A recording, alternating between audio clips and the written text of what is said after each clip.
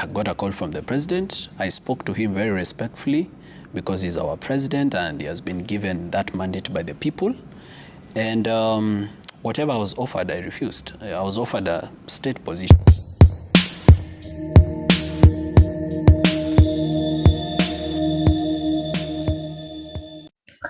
Hello guys, welcome back to All Kinds Entertainment, and it's me here, Achisa Mumble, and today in All Kinds Entertainment you're going to focus on a serious business. Today we are not going to have a blast like we are used to having a blast. Today we are going to focus on serious business, serious talk.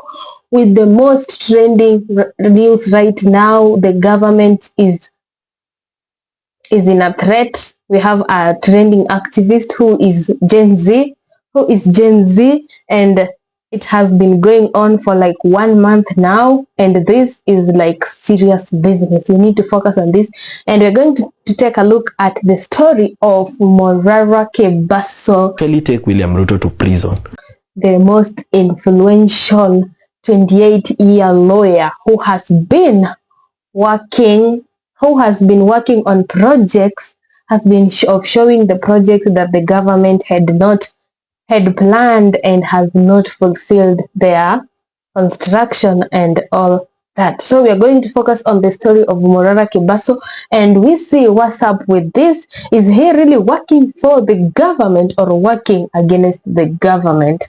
So today, make sure you subscribe and remember to like the video and share. So with me here, like I always have a bunch of videos, a bunch of tweets, a bunch of comments, a bunch of your citizens' reactions. So we're going to focus on the story of Morara KEBASO today and see what is it. Is he really working for or against the government? Stay tuned and let's uncover. As usual, I have my drink here, and guys, it has been going on for a while, and some people are against this guy Morara KEBASO. Some people are against his rule and his activism, and some are with him. Some are supporting his activism. So we are going to find out if is he really working for the government or is he against the government. And is he like a distraction? Because we all know there's a story going on about the Adana government, whatever, you all know that story. So it has been going on, and we don't know if he is a distraction from that story so that people can forget about that and focus on him, or is he really working on to the impeachment of it works even for the president.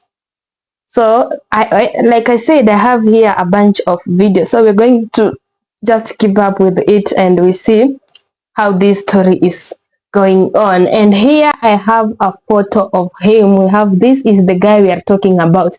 If you hear somebody telling you Morara KEBASO and you don't know who the guy is, this is the guy. You can see he's so handsome. Yes, this is the guy we are talking about, and he goes by the name Morara KEBASO. And Morara KEBASO is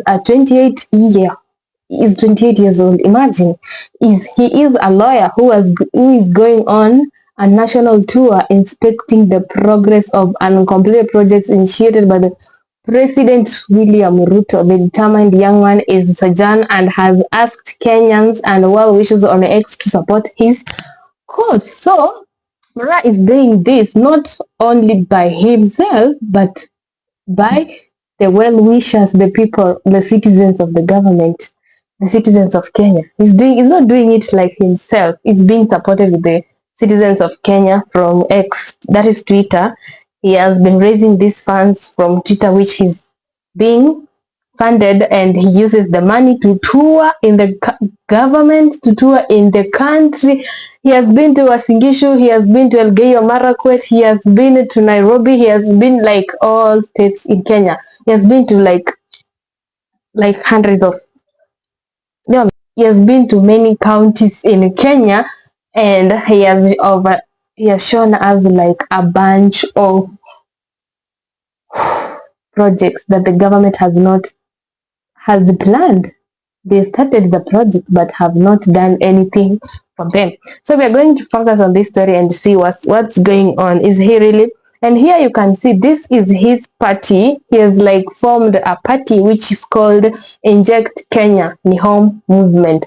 Support civic education. You can see there he has his M-Pesa numbers and all those funding method, payment method to fund his tour. Time to change for now. Time for change is now. You can see this is actually the videos Morara has been using Twitter X. He has been using X for quite a while to showcase his progress. X is the platform that he used to communicate with the citizen. You can see here, these all are places he has been to. Let's read one of them. He has been to for the funding and the showcasing. We hear Bomet. He has been to Bomet IAAF Stadium, which was these are Ruto's projects that he claimed he has started and he will do for the Kenyans, but it did not work. So here we are going to sit down with Morara and see if he's really for the government or against the government. You can see here he has been to like many of here we have another one here. This is still Bomet. Yes, he has showcased like a lot of them, and you see if you do something different like this and you have the balls to do it, citizens will support you. Like who can be against this? Who? Because these are projects that the government promised to build, to construct for Kenyans, and it has not come. It has not worked. None of them is. He has showcased a lot of them, like hundreds of them. So if even me, if when I saw this guy, I actually started following him, and I've also been part of the funding. So yeah, let's just see. Let's keep on and see if is only that, because this is what he started with. He started with tweeting and asking Kenyans for support and all that, and showcasing all of his projects. So we have here Watu wa Mount Kenya. I will always tell you the truth. This was when 28th September, you can see, and we are now in October 6th. So he has been doing this for a while. Watu wa Mount Kenya, I will always tell you the truth, whether you agree or disagree. For 3 elections, your overwhelming numbers have been used to give Kenyans bad leaders because you vote out of sympathy. You voted for Uhuru to save him from ICC. You saved him, then he ate you and your agriculture and your businesses. You voted on sympathy for Ruto. Now he has eaten you.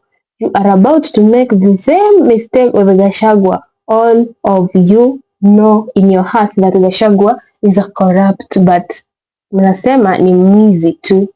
Is corrupt, but mnasema ni mwizi tu. Same mistake you made with Waiguru. Can you please change this time around? If you must vote for a Kikuyu, can it be a Kikuyu with integrity like Kibaki? You are lucky to have numbers. Why not use them to change Kenya? That tweet has got to have, for somebody to tweet that, he got to have balls, because he has not mentioned like one of the politicians, like one of the famous people in Kenya, one of the biggest politicians in Kenya. He has mentioned the president himself, the former president, the former governor of was it Kirinyaga or Nyeri? That is Waiguru. He has mentioned the deputy president. Those all people are from the Mount Kenya region. That's why he's trying to communicate to the people of Mount Kenya, because we have the ongoing impeachment of the deputy president. That's why people are saying like it is a distraction and not something that is going to happen. Just a distraction, and then they will put him back because you have the case of the Adana, wherever. So yeah, so Morara has these balls to tweet this. He has been tweeting his main platform that he has been using to communicate with the Kenyans. It has been Twitter. Here we have another Twitter. We will look at this. This one, I don't know why it is here. We will look at it because this story is long. So we have here, you can see here, Morara. That's why some people are saying he's working for the government and not against the government. This is him, without a lie. Look at this guy here. This is during the campaigns of Ruto. Back then, during campaigns, we have here, this guy is the Morara, the lawyer, that he is against the government now. So we don't know if he's really working for, or was he against, because he was spotted back then for the with the yes. Yes, he's a Kisi. That is, yes, he's a Kisi. But then Morara, and he was spotted in one of Ruto's public rallies. So people are claiming that he's just working for the government and he's not even against the government. With that being said, now let's get into it and see if Kenyans are really against this man or are they like supporting him. So we have here Morara KEBASO to the world. Kenyans are for him. And I've seen like thousands of Kenyans supporting him. Like even, let's just keep moving because we have a lot here today. People are supporting him. Take a look at this interview. You've had calls from the president. Yeah. Initially, I had calls from people around the president. Then eventually, I got a call from the president. I spoke to him very respectfully because he's our president and he has been given that mandate by the people. And whatever I was offered, I refused. I was offered a state position. Serikali ni kubwa. Come we find you something. But I believe it's overcrowded over there. There are enough people over there. And being a brilliant person and a person of integrity, I believe that if I go into government, I'm going there to be corrupt because there's too much demand for corruption. There's too much demand for you to steal money and give to certain people. So for that reason, I'll not be comfortable. I'll be depressed working there. I'd rather stay at my furniture shop and do my business. Truthfully. Ukakata. Yeah. Ukakata. Nilikata. So, with the sit down in JK Jeff Koinange interview, Morara claimed that he rejected government sponsorship. Like he had a call from the president himself, asking him to get a seat in government and just work for the government and stop with this. But he rejected. So we don't know if it is the truth because just showcased a call log. So we don't know if it's really he rejected the whatever or are they just speaking to fool us. Nobody knows if that is the truth because we don't have evidence of the voiceover. If we could have that, and Morara like said he doesn't want to be like this. You remember back then when Mike Sonko used to remove voiceovers that he had talked to a politician. Morara said he doesn't want to do that. So we just have to believe him with the call log and go for that. And some people reacted to this, and let's see. Anataka juu msimu anaenda na discover vitu zilikuwa kwa zimeundwa zimemwagwa hapa, a lot of budget imeundwa kwa construction but hajafanyika. Nani KEBASO is a very simple question. Tusiact give to start na logic. It's very simple. Did the president call you? Yes. Ukaonyesha number. Perfect. Sawa. Akaitio spokesman pale wakasema umemweka kwa kona, yeye mmem up, sawa. Boboy. Sasa nikuja nikuulize aje. Swali simple. Leona baka anataka kwa juu mwa podcast. Mwafrika kiingiliwa. Because I think he accurate the room. Pia mimi I'm going to know that Lisa Tamisa accurate room. Nataka kusema what is their logic? Ndio. Sasa umepigiwa na president ndio. Which proof are you supposed to kuonyeshana? Unaonyeshana sio yeye ndio president atakuonyeshana nani yake. Unaonyeshana proof ya call log but yeye alisema hataki kuwa kama Mike Sonko. Na record conversation between president. Alisema ni mtu akona heshima. So nyinyi kama mmezoea machokora wa kurecord watu video. Twende one by one. Nobody asked. Na alisema vizuri with dignity and respect. Alisema yenyewe kwa sababu tuliongea na yeye, he called me. Na nilikuwa kwa nipewe office mahali, si ndio? Lakini my dignity na heshima niko nao pia, as much as we are talking, he's still our president. That's what he said. Yeah. I respect him for that. Yes, and I respect him for the work that he's doing. But now, right now nimekuja nikasema aje, Kevin alinipigia simu. Imani asema aje, no hakupigia simu. Where's the proof? Here's the proof, ndio namba Kevin. No, where's the proof? Ndio namba yako. Si nini miss call? This guy is not making any sense. Even if you listen to him 1,000, it's not making any sense. Ni proof ya kuonyeshana conversation, but si ndio alinipigia simu. Hivyo. This guy is just not making any sense. I didn't get anything from that. It's just like insisting, prove. He shot the call log. If you trust him, if you believe whatever, you could just go with the call log and not all this. And here we have comments, people reacting. You see, ingia kijana serikali ni kubwa. That is Ruto. That's how Ruto talks even if you listen to him during the campaigns. the leaders we want in Kenya, these are the leaders we want. If you compare this interview with that of Mr. President, Morara's facial expression are truthful, but of Ruto, his facial is full of lies. If you lie to people once, they will forgive you. You lie twice, they will forgive you. You lie the third time, bruh, ain't nobody gonna believe you. Even me, I'm one of those people. Speak for itself, but we all know the president tries to buy or silence anyone against him. That is obvious. Morara for president. Tough time brings tough people. The end game is you. We want a political seat.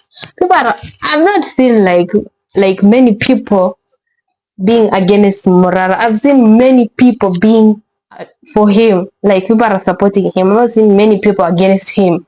So this has been, it all began this way. It has been going on, and we all have these interviews. He has been sitting in interviews. He has had interviews with Kiss FM. He has an interview with Citizen, interview with Radio Maisha, interview with TV47, interview with the Lucy, like all around the Kenya, all around the country. Morara has been sitting down for interviews, and his knowledge and his integrity is not even measured. This guy is so intelligent. The way he talks and his articulation of words, you can tell he's really well informed. Here we have him with another interview with Lucy. I don't know if it's Lucy or Lynn Ngugi, who will save Kenya from the culture of kleptomaniac na kukaribisha watu town. Mnaibia hata Auditor General of Broken Promises Morara. This was 1 month ago, him sitting down with Lynn Ngugi in another interview. Let's listen to what he said. Na iporwi na watu wa nje, inaporwa na Wakenya. Sisi wenyewe. Sasa najiuliza hawa watu hata kama wanasiasa wetu ni wezi. Tutatoa wapi watu wazuri kama hawa ndio wafanyikazi, hao ndio Wakenya hao. Wao wenyewe ukiwaweka kwa biashara yako they finish you. Hata hapo kwa biashara furniture bado nimeletwa town. Nimeonyeshwa jiji vizuri. Yes. There's a time my employees stole from me 4.6 million. No way. How now? Sasa si mimi naona biashara pesa inaingia inatoka. Inaingia inatoka. Si audit reports. Hey. Kumbe wamegundua mahali weakness iko. Hizo branches niko nazo outside Nairobi, wameona si keeping track of stock yenye tunatuma huko. So kitu watakuwa nafanya juu tuko na system ka POS. Haka ka system tununua 20,000. It's simple. Si ni binadamu anaenda stock. Ile kuiba hawaiweki. So hizi vitu zenye hao wanasiasa wanafanya ya kuiba. Mimi nimezoea kushika wezi. Nikianza kuaudit your public debt. That is it. This guy has a huge knowledge and experience when it comes to politics. You can see the way he talks.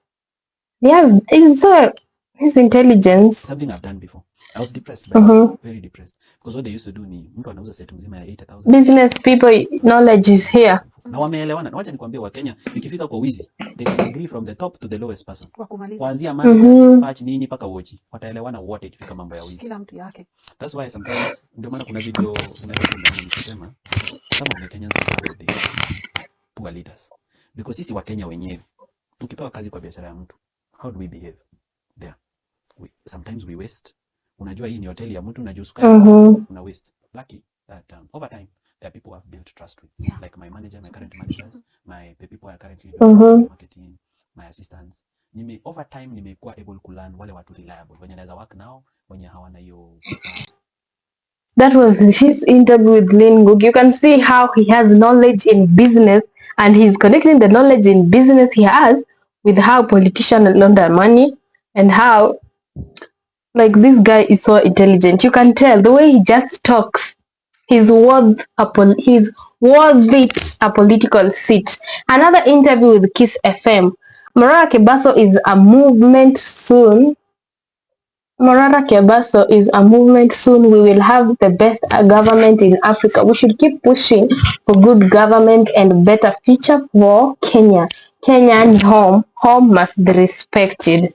Yes, that is, this political party is called, I don't know if it's the political party or just a movement, but you have this inject whatever. I don't know about that, but I know it's kind of like a political party. Another sit-in interview let's listen to the knowledge. Let's listen to his articulation of words, and you can tell he's really a good political leader. Na pesa za watu. Of course, pesa za watu. Usijaanza campaign. Sasa inafanya civic education na pesa za watu. But you can tell he's so honest. Taka siasa. Ni ukweli nita campaign na pesa ya kwa box. That is what should happen because that's what happens in civilized countries. Sahi, Donald Trump is a billionaire, sindio? According to the President Trump, but he has raised $470 million US. That is true. For his campaign. That's even more than his budget for 5 years. That's what he has raised for his campaign in the US. Because watu wanamchangia $10, $20 uko US. The reason it's important to changia watu wenye wako na integrity waingie kwa vita za siasa ni because when we contribute to them, we own them. Unaona sasa kama mimi sasa nimechangiwa na Wakenya. Hebu angalia video ya jana, kuna jamaa aliniambia, "Wewe Morara wewe, nilikuchangia pesa, leta microphone niongee." People own you. They own what you have. And that's a beautiful thing because it means you'll be accountable sana kuja na campaign nayo. 2027 unasimama? Wakenya ndio watanishow. Unaona sasa hii building mali mko? Hapa ndio register political party zako. Nikichomoka interview naendea certificate yangu ya political party hapa chini. Kwa sababu mambo ya vijana kuachia wazee siasa, you are too young. Anza na MCA imeisha. Hapa tunafaa tusimamisha hata president mwenye ako 29 years old hapa. Kwa sababu there is nothing that they can do different. We've realized that these people even they are just thieves. Our president has a PhD, but you can see what's happening in the country. Morara doing an interview, I can listen to him the entire day because the way this guy talks, you can just sit back and just gain the knowledge. You don't even want to interrupt the conversation because the way he talks, he's so intelligent. Like his words are worth it for a sit-down interview. It's not like he's just throwing words like other politicians. I can name, but I don't want to. But you know of politicians who cannot speak like this. This is Babu Owino 2.0, but even this guy has balls than that. They're just thieves. Our president has a PhD. Another sit-down interview. Like I've said, guys, he has been to interviews over like 20 for now, like 100. Let's see. Like he has been to 1,000 of interviews. So we have here, Morara says he will take William Ruto to prison. We don't know who is the president. So let's see about this. ICC. I will actually take William Ruto to prison without regret. I'm so worried about kitu ya Gachagua na Kindiki. One, because I know they are not fighting for the people. Hii kupigana wanapigana, it has nothing to do with the people of Mount Kenya na wananchi. It's taking away attention. Tumeanza kusahau Adani kwa airport yetu. That.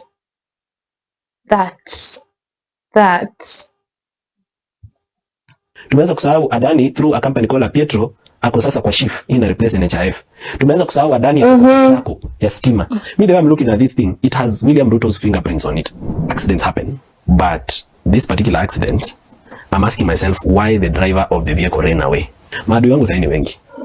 Mimi hata sijui nani anaweza niua. I don't know, because it can be Ruto, it can be Gachagua, it can be opposition because I've taken their space and I'm doing opposition work. It can be contractors whose projects I've exposed. I know I'm alive for a reason, but I also know that I'm alive for a season. I'm going to be here forever. Wow. That was so, I don't even know how to use, but you have heard what he said. Like this, okay, I don't know, like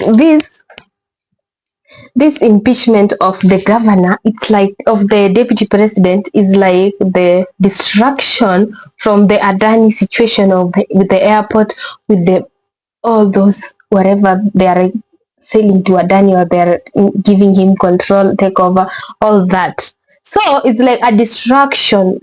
That's why this guy is trying to interrupt. People are saying like he's working with them to distract us from that, but you can hear him talking about that here himself. So if you don't believe in Morara, God, you have to be the problem. Let's just be honest. You have to be the problem. You've heard all that. Who has the balls to say all that and mentioning names? It doesn't like, it's not scared of like, bruh. Die someday. People die every day. But before I die, you are not going to die, Morara. Don't fear. Asthma. So for that reason, me, I'm just moving according to script. Me, I'm not even worried that if I was to die, where will my children go? God will sort them. Yes, God will sort them. Do not be afraid, for I am with you. You should not be scared. You should fear God. Don't fear his creations. Have you heard of that quote? Fear God, not his creations. Human beings were created by God. Why should you fear human beings? Why? Even if they kill you today and you are, don't fear. You don't have to fear. If you fear nothing. So after he said that, it actually catched some people who are like supporting him like me here. So we have this preacher, I don't know if he's a preacher or a teacher.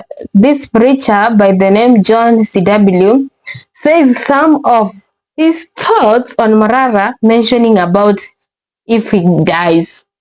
He should not even talk about dying because my bruh, what has he done wrong? And he's a lawyer, he knows his rule is right. Why should he think of dying? You don't have to think of dying, Morara, right now. We still need you. John CW on Morara's KEBASO analysis of government project. Let's listen to this. This is like a preacher. He's a preacher, not like, I don't know why this guy wrote teacher, but this is a preacher. Let's listen to. There's a young man that is going looking for government. Morara. Or that man. Sorry. He's way younger than me. What's the name? What's his name? Moranga. Okay, I don't want to say it. You know that man. I saw the other day he said he's now speaking as a dead man. He says, if I die, then I ask myself a question. What is he dying for? For saying that the project was launched. And it did not happen. What is he dying for? Where have we gotten to Kenya that you want to silence people? But truth cannot be truth. What did that boy say that is a lie? He went to the project that was launched and he said it was launched, but it has that boy should ask, or that man, sorry, should ask a question of what of these things do you accuse me of? What would you accuse that man for? If at all, in case you are not aware, because according to you, God only uses a preacher. That man has been sent by Jesus. That man has been sent by Jesus. When said, why should he die? What for? Well, they want to silence people by killing. We know politicians silence people. We know all that happen. We know politicians, if they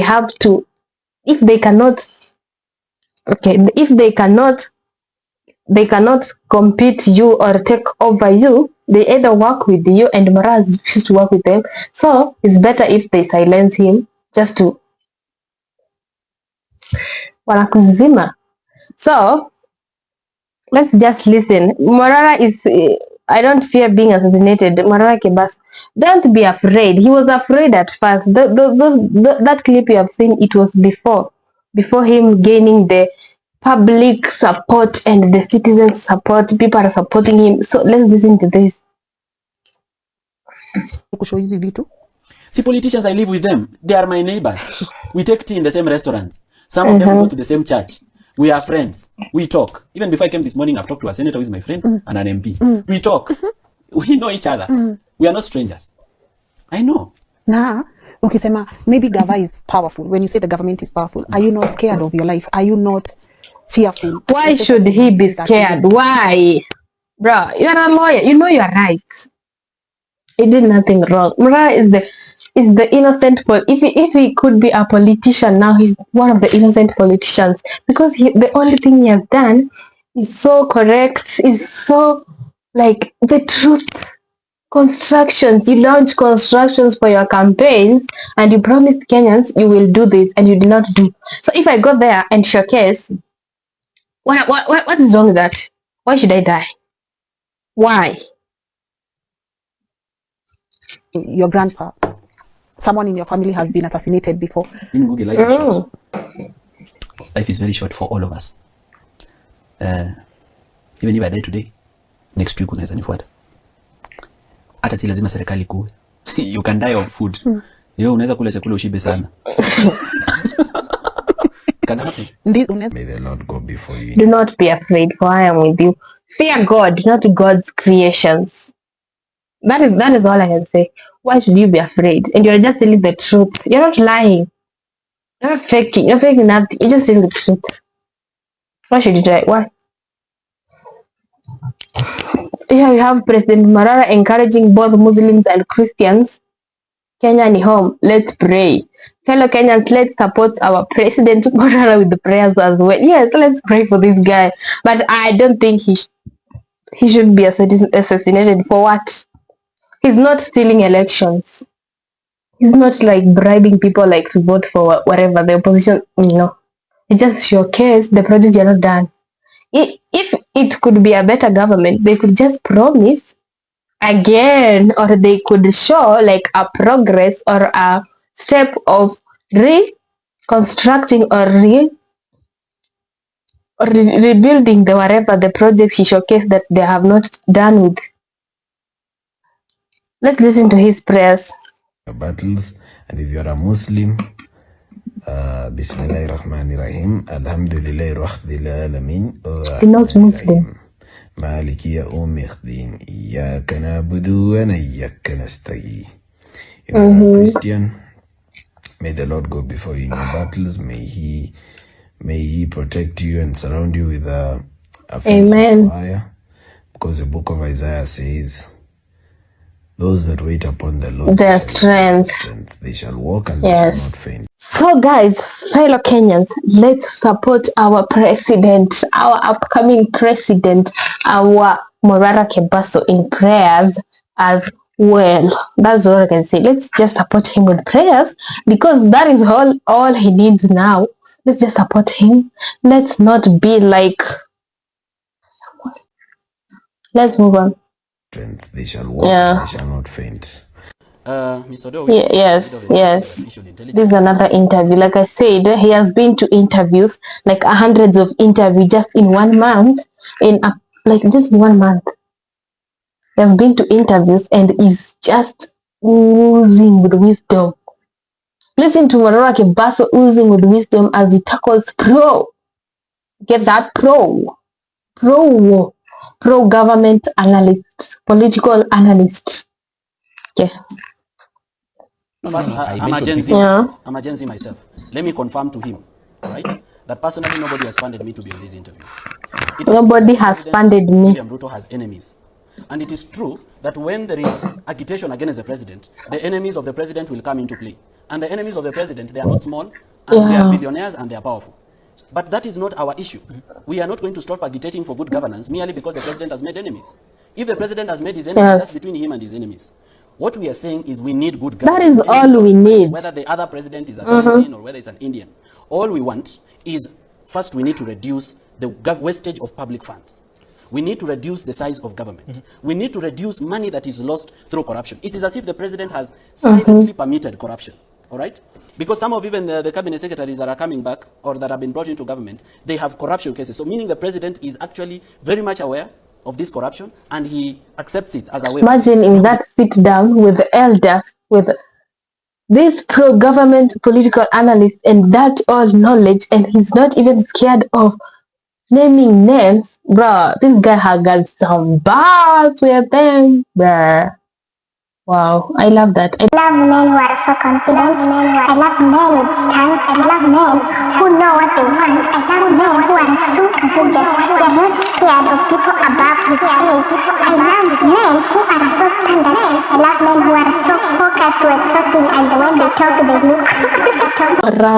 Okay, let's move on to another interview. That this is what the deputy president Gachagua said about the Morara's projects, revealing this is what he said about Morara's tour in the country, revealing the project they had a plan and they worked in none of them. So let's listen to what he said. This is what he quoted. Sioni shida na Morara KEBASO kwa kusema ukweli. So let's hear from the deputy. Anaitwa Morara KEBASO ambaye ametembea kila mahali Kenya akiangalia ma projects yenye serikali inafanya. Kulingana na wewe, serikali inafaa ikamilishe projects kwanza yenye ilikuwa tayari ishaanzishwa ama ianzishe upya? Kwanza stalled projects. Ni maoni yangu na ni msimamo ya serikali pia. Ya kwamba tukamilishe zile projects ambaye zilikuwa zimeanzishwa na serikali hapo kitambo. It makes sense to complete zile. Obvious, you have to. Yeah. Zingine mpya. Hiyo ndio msimamo wetu kama serikali. But ukweli ni kwamba pia tumekuwa na matatizo mengi ya kiuchumi kwa sababu tulipoingia pale deni ilikuwa kubwa. Bro, inaendelea kuzidi. Unajua bro, you know what? Have you ever sit down and listen to Gachagua's speech? This guy never misses to mention about the loans He never. He must say Denny, what, bruh. Okay, we all know we have this, bruh. Bili yanguke, zile pesa tungeokota hakuna, so iko shida mingi, lakini ile ambayo inapatikana tunataka tuangazie sana, tukamilishe zile miradi ambayo zilikuwa zimeanzishwa. You have to. Pesa zimewekwa ndani ya hizo miradi. Vile umesema kuna mipango mingi ambaye haifurahishi wa Kenya. Msimamo wangu ni kwamba tuendelee kusikiza wa Kenya, kwa sababu hao ndio wametupatia kazi, na nimeshukuru kwa sababu rais kwa hii maneno ya University Financing Model aliweka kamati ya kusikiza maoni ya wanafunzi na wazazi. Hiyo ndio uongozi, kwa sababu sisi tunatawala na tuna. I didn't like that speech with Gachagua, but he said the truth. You have to check on the projects you started and you never finished because you put on some money. Put on our taxes, bruh. And okay, so after all that, Morara has been through a lot. He has been arrested. He has been bombed in the government seats. He has been like, bruh. Let's just go on. Here we have a speech that he talked about the. I'll show you the tweets. Let's listen to this. General of Police Douglas Kanja an ultimatum to arrest the governor of Mombasa, Abdul Somad Sharif Nasir, to answer to charges of being an accessory to crime and being a conspirator to crime. Sodomy is such a demeaning thing to any man or to any boy. It destroys a person's life and their dreams and their hope of ever living a normal life again. I know Bruce has received treatment, but I don't know whether if that happened to you or to your son or to your brother, whether they'll ever be able to live a normal life again. If the governor of Mombasa is not investigated, arrested and charges preferred upon him for conspiring, hiring these criminals, then I'm ready, willing, and able to stop all my activities and lead a nationwide demonstration to demand for accountability of this governor. We have become a nation that is tolerant to criminals, and to make it worse, we've even elected criminals into our elective institutions. So here you have the tweet. Morara KEBASO Senior, that is his ex name. So he tweeted, "The sodomy of Bruce in Mombasa is an attack on the freedom of expression. It is dangerous to all people who criticize bad governance and corruption. If we let it slide, we will all be witnesses.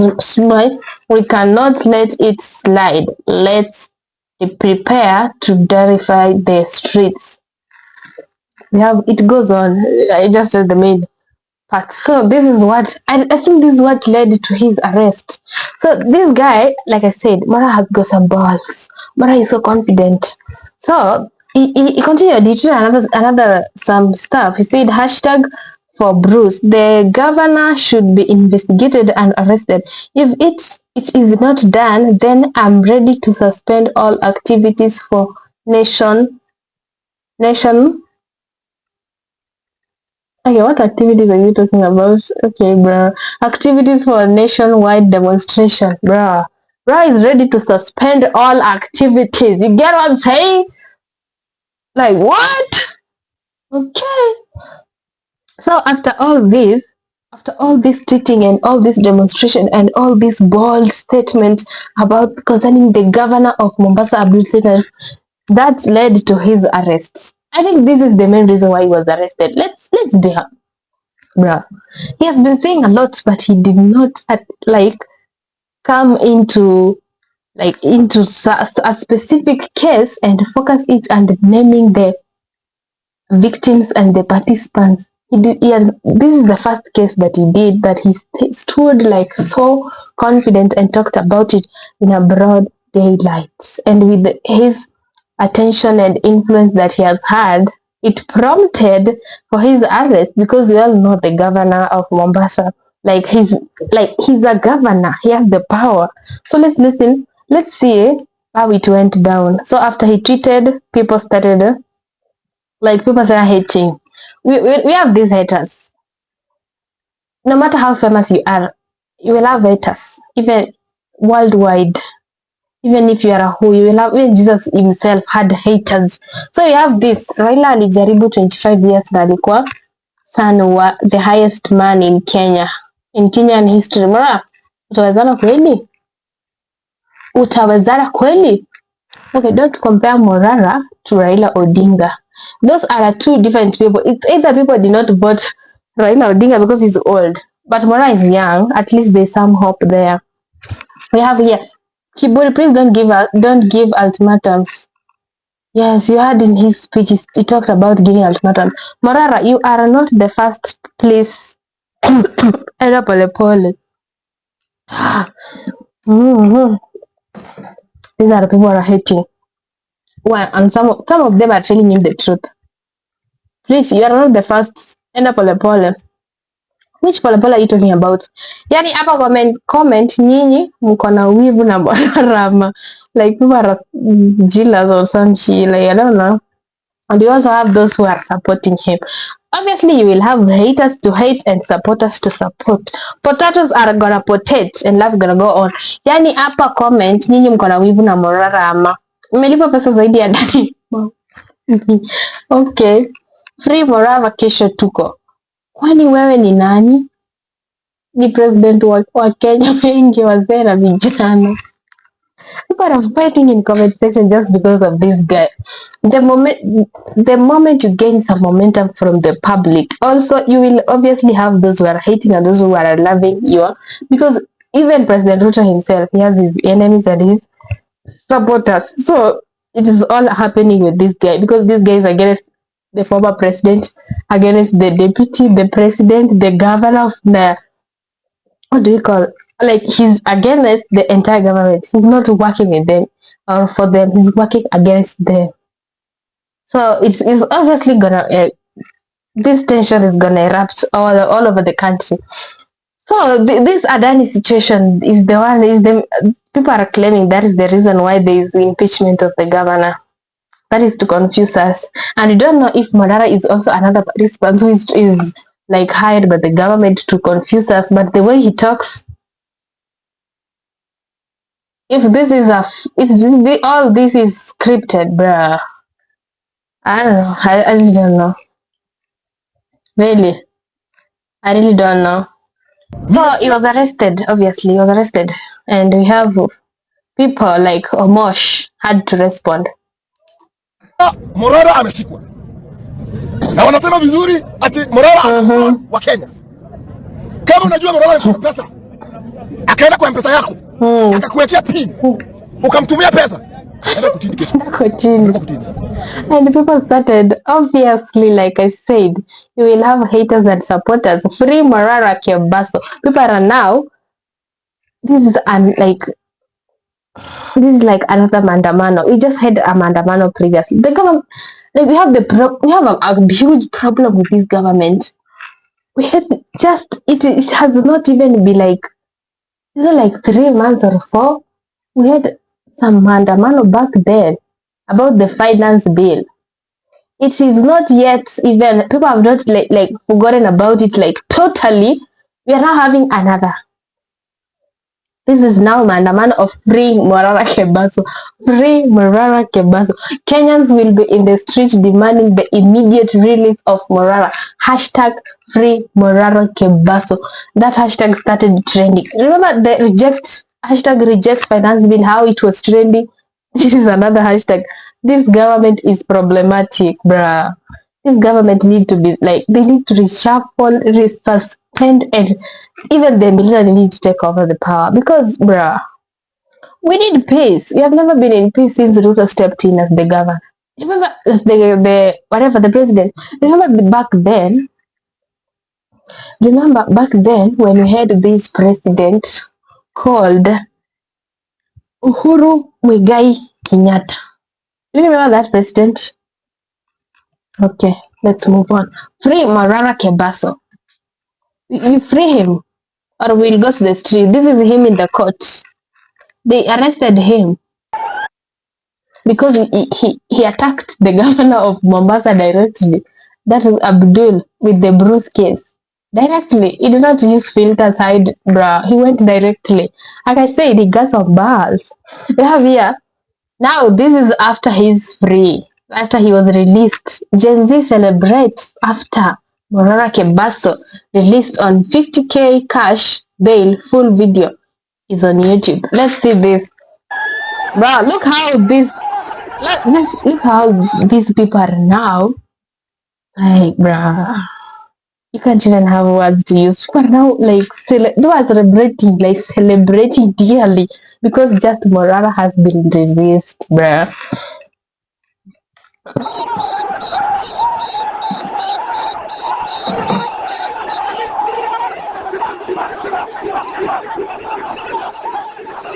This is what we call influence. Look at him.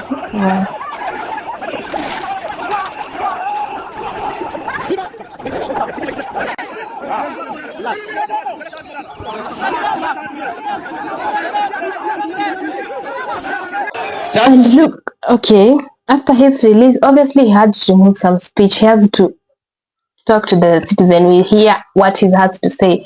And about Morara KEBASO electrifying remarks after his release. Immediately after his release, Morara had this to say. He's Morara. Just listen. Jana usiku kuna vijana ambao walitokea kuandamana kukataa uongozi mbaya, na hao vijana walipigwa na polisi. Saa hii kuna wawili wako hospitali wamevunjika mkono kwa sababu ya kupigwa na askari wa William Samoei directly. Anatuuzia uoga tukiwa nyumbani. Nataka niwaulize Wakenya wenzangu, si mnaona? Si mnajionea vile huyu kijana ameumia? His blood will not be shed in vain. We will make sure they pay. Niwaambie Wakenya, wako vijana wengi sana wako na degrees na wako na diplomas, lakini hii serikali imeshindwa kuwapea kazi. Anasema ati amewapea kazi mjengo. Imagine. Ati 160,000. Kuna mtu hapa amepewa kazi ya mjengo? Kuna mtu hapa amepewa hiyo kazi? That is our Morara. None like him. You have listened to him. This guy, like he said he has this in knowledge and experience about politics. And you can hear like he's talking like an experienced politician. Let me just say this. Take one of the members of parliament and try to put him in campaigns and see if he can talk like this. Try. Just I wish there could be somebody who could be experimenting this. Just there's none. Those people are just cowards. They've just been paid by the government to sit there. Just eat the money. Bruh. Kuna mtu hapa amepewa hiyo kazi ya mjengo? Kuna mtu hapa amepewa hiyo kazi? I would like to... I'm even out of words. Let's listen to why he is okay, Morara KEBASO.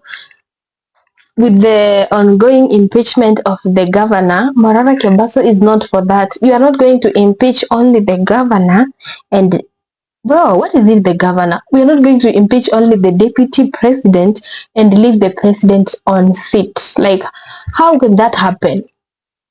Bruh. It's just like, I don't know. It's just like you get in a class, you find students making noise, and you punish the class rep without the deputy class rep. Only the class rep, because people are making noise. You punished only the class rep because he has not taken his role to make the student to silence the students. You punish only the class rep and you leave alone the deputy class representative. Bruh. Does that make sense? This is what these guys are they're trying to do. Like I said, that is a confusion. That is just a confusion. And Ruto is trying to work like the state is just like trying to work like the US. You know, when things are happening in the US, they use the government. they take like the most famous politicians to try to erupt some wherever, and people will focus on that and they forget about what is going on in the country. That is how Ruto is using those strategies.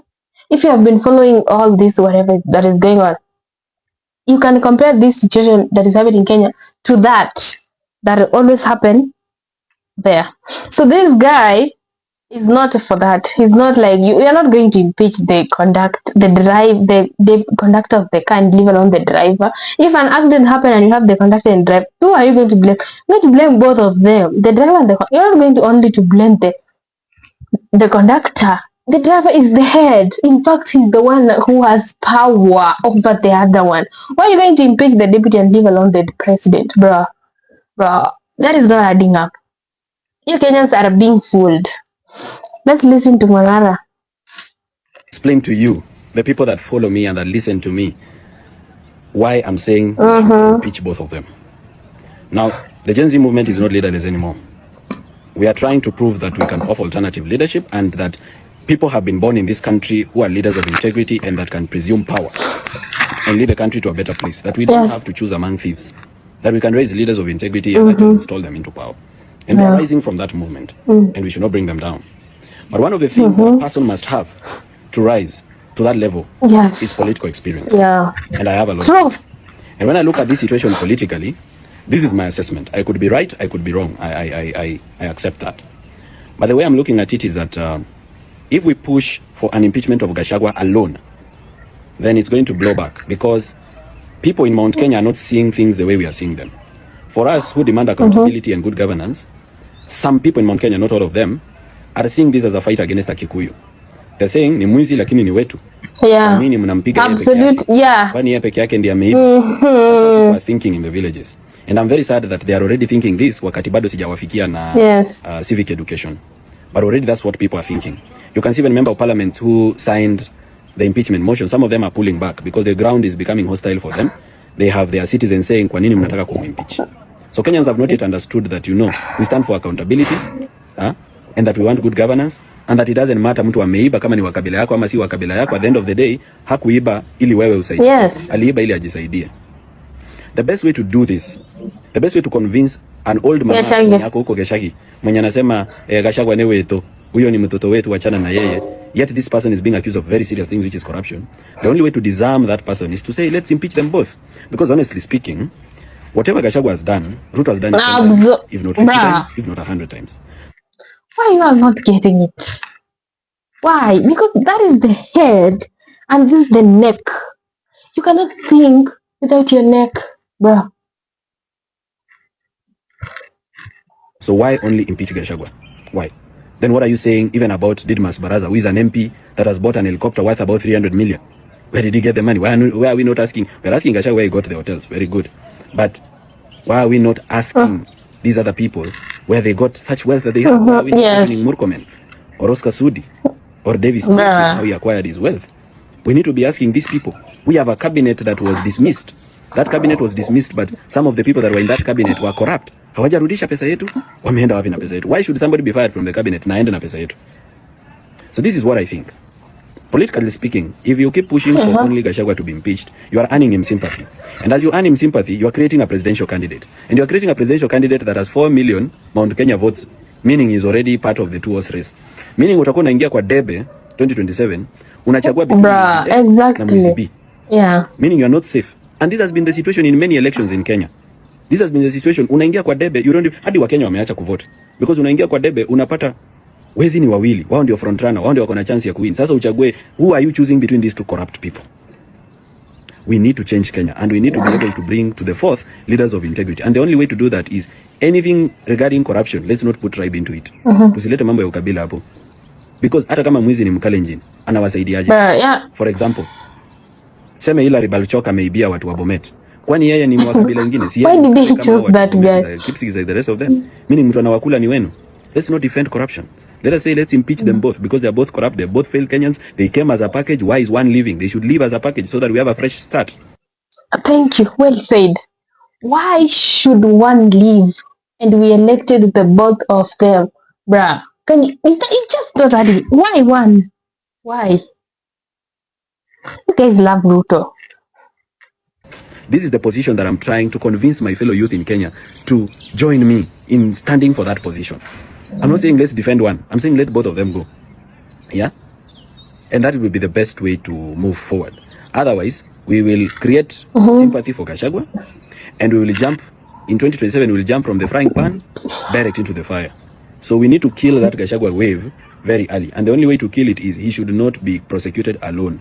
Absolutely. People, so that it doesn't become a matter of tribe, it becomes a matter of accountability. Like, exactly, we understood you mkuu. Morara KEBASO wakiguza huyo tutachoma State House. I even like it's not Morara that is speaking, it's millions. If Gen Zs, it's millions of Gen Zs who are tired of bad governance. Viva, comrades, viva. Morara KEBASO is our next president, bruh. Aren't you guys saying that? He is our next president. Let's get a 30-year-old president on power for the first time. When was Uhuru? When he became the fourth president? How old was he? I don't know. But let's get Morara as our fourth president. As a 30-year, 29, bruh. So we have here a tweet from Morara KEBASO before the also, let me just, before we go on, let me say this, guys. Morara has been through a lot. Like I said, he has been arrested. He has been bombed in the Bomas of Kenya when the impeachment of the hearing of the impeachment of the deputy president was going on.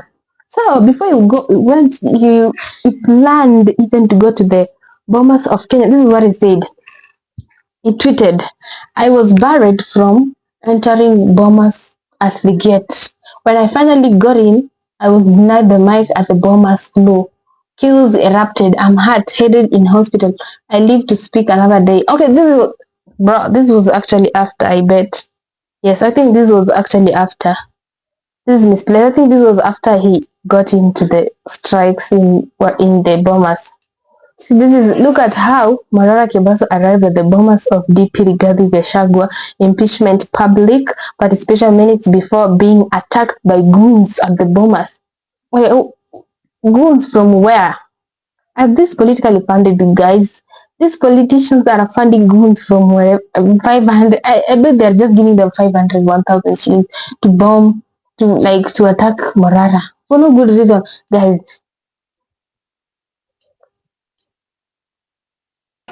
This is him. Imagine just his entrance.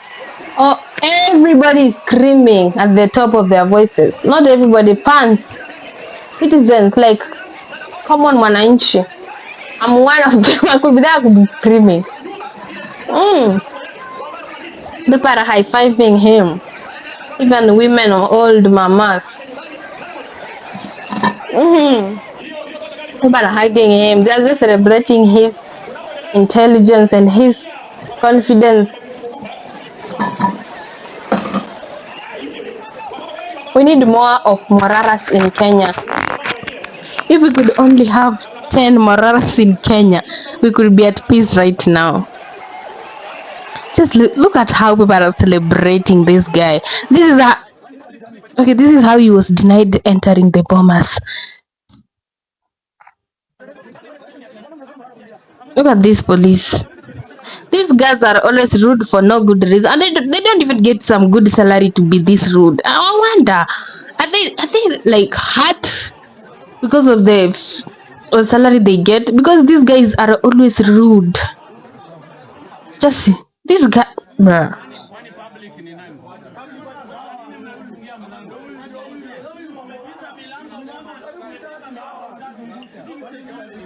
Been sent warnings and threats.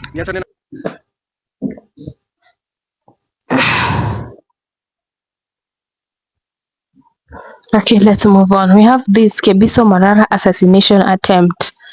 So this is, I don't know who this guy is, but I know he goes by the name Kebiso Morara. You can tell like these are kind of close ancestral whatever.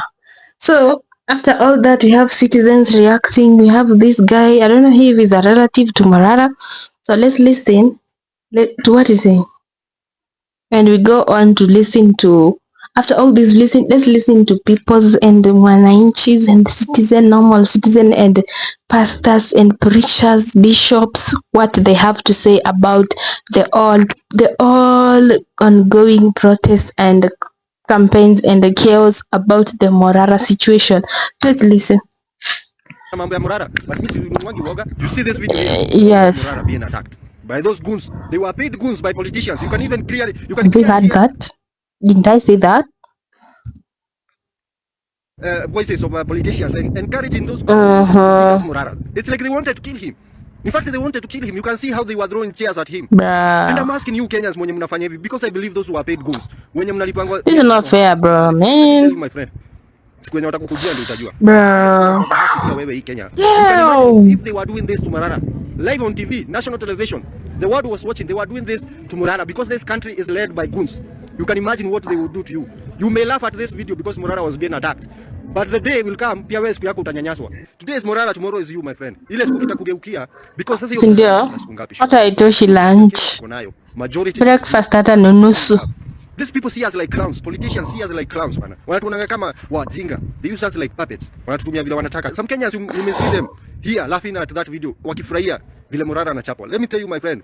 Ile siku yako pia wewe itafika kunyanyaswa. You see some people unalipo 500 watak Morara. What has man? Umewaidia nini? Stolen from you.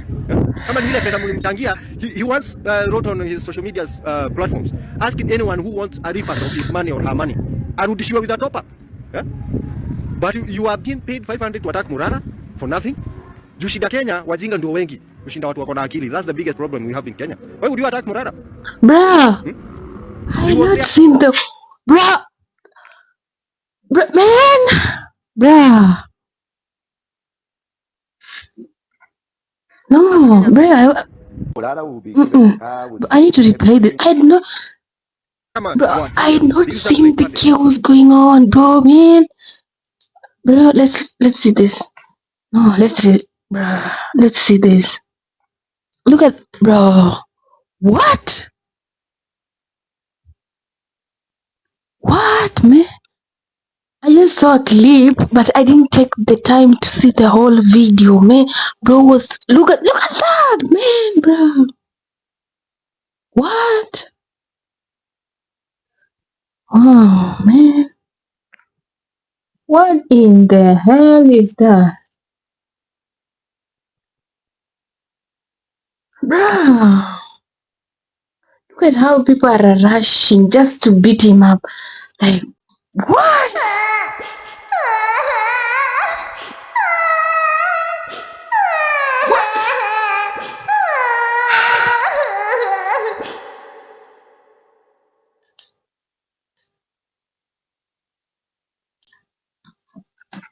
I had not seen that, bro. I had not seen that. Let's see. Morara was being attacked.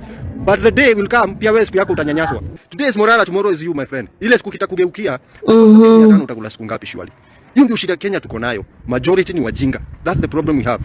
These people see us like clowns. Politicians see us like clowns, bana. Wanatuona kama wajinga. They use us like puppets. Wanatutumia vile wanataka. Some Kenyans, you may see them here laughing at that video, wakifurahia vile Morara anachapwa. Let me tell you, my friend. Ile siku yako pia wewe itafika kunyanyaswa. You see some people unalipo 500 watak Morara. What has Morara done wrong for you? Wow, man, look at that. Kama ile pesa mlimchangia, he once wrote on his social media platforms asking anyone who wants a refund of his money or her money, arudishiwe with a top up. Yeah? But you are being paid 500 to attack Morara for nothing. Jushida Kenya, wajinga ndio wengi. Kushinda watu wako na akili. That's the biggest problem we have in Kenya. Why would you attack Morara? He was there as a Kenyan citizen. What? Morara will be given. Where did you come from that? I don't see the whole video, bro. I haven't seen the whole video. Damn. That was rude. Let's see this. Ndura predicts Morara KEBASO's shocking fate. Okay. Let's see what this guy says. I don't know. Nakaa will be given everything, all manner of things, atapatiwa vitu mzuri.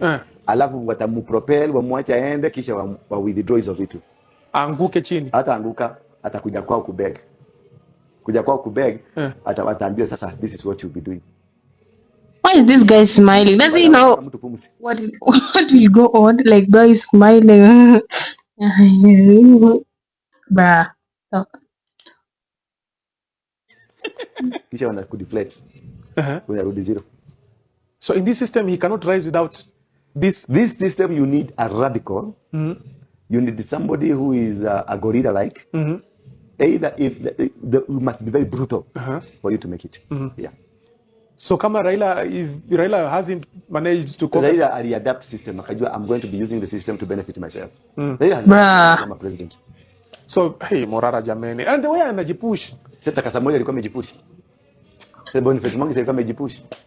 Nani Maraga mwenyewe si alijipush mpaka cancel election. And do you feel even Kenyans are ready to support the likes of kina Morara? No. We are not there. That's sad.